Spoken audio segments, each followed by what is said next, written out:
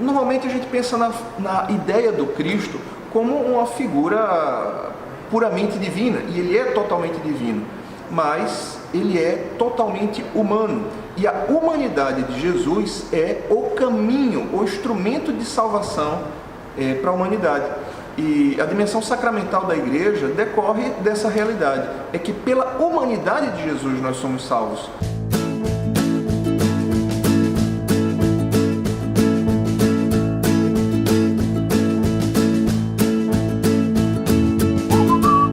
Certa vez o apóstolo Paulo disse que porque o Cristo foi obediente até a morte de cruz, Deus o exaltou sobremaneira e lhe deu um nome que está acima de todo nome. Mas peraí, como é que o Pai exalta a segunda pessoa da Trindade? A segunda pessoa da Trindade que estava lá na criação quando disse assim, haja luz e houve luz. Como pode uma pessoa da Trindade exaltar a outra, ambos sendo Deus, iguais em glória, em poder, em majestade? Bom, o que aconteceu é que após a ressurreição, o Pai exaltou a humanidade de nosso Senhor Jesus Cristo. Então, aquele corpo que ressuscitou, aquele corpo que comeu, que apareceu, que foi tocado por Tomé e pelos discípulos, esse corpo que está à direita do trono de Deus, Pai Todo-Poderoso, de onde há de vir para julgar os vivos e os mortos, essa humanidade foi exaltada e Cristo se tornou cabeça da igreja. Pela sua humanidade, pelo seu sacrifício, pela sua obediência, ele se tornou para nós o caminho. Ele é a verdade enquanto Deus, ele é a vida, o doador da vida enquanto Deus, mas ele é o caminho enquanto homem. E aí, nesse ponto, a gente, respeitando todas as religiões, mas nós discordamos dessa ideia de que todo caminho leva à venda, de que... Não, na verdade não.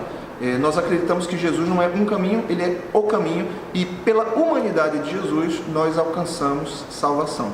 Bom, mas peraí, a live não é sobre sacramentos, o que é que tem a ver uma coisa com a outra? Bom, deixa eu explicar. A salvação que decorre da humanidade glorificada de Jesus, ela se manifesta na igreja pelos sacramentos e pela vida do Espírito na igreja. Então, paremos para pensar o seguinte, Deus escolheu continuar no mundo atuando. Ele foi assunto aos céus em corpo, mas ele escolheu continuar atuando na igreja, através do seu corpo que é a igreja. Então, é preciso que a gente rompa um pouco com essa mentalidade de que quando a igreja declara a absolvição de pecados, é o Cristo que está declarando. Quando a igreja confere o sacramento da Eucaristia, é o Cristo que está alimentando. Quando a igreja ordena um sacerdote, é o Cristo que está fazendo. Então, a igreja é o modus operandi de Deus no mundo. É claro que Deus não age apenas pela igreja, ele é dono de tudo e pode agir da forma como deseja. Mas, ordinariamente, o meio escolhido pelo Pai, por Deus, na sua eterna sabedoria, através do qual ele nos confere a graça salvadora na vida ordinária da igreja, é através da igreja e dos 7 sacramentos. E aí, bom, a gente já para pensar 7 sacramentos, sim. Nós, da Comunhão Episcopal Carismática, acreditamos que é dogma de fé da gente que existem 7 sacramentos. Existem os sacramentos da iniciação cristã, que são o batismo, a confirmação e a Santa Eucaristia.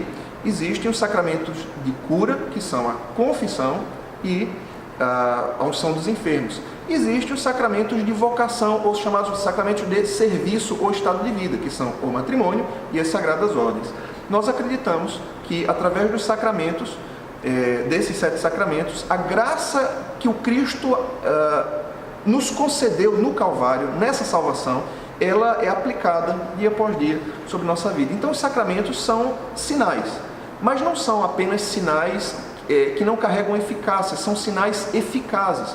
Eu lembro daquele episódio da hemorroísa que tocou a fímbria, a orla do manto de Jesus.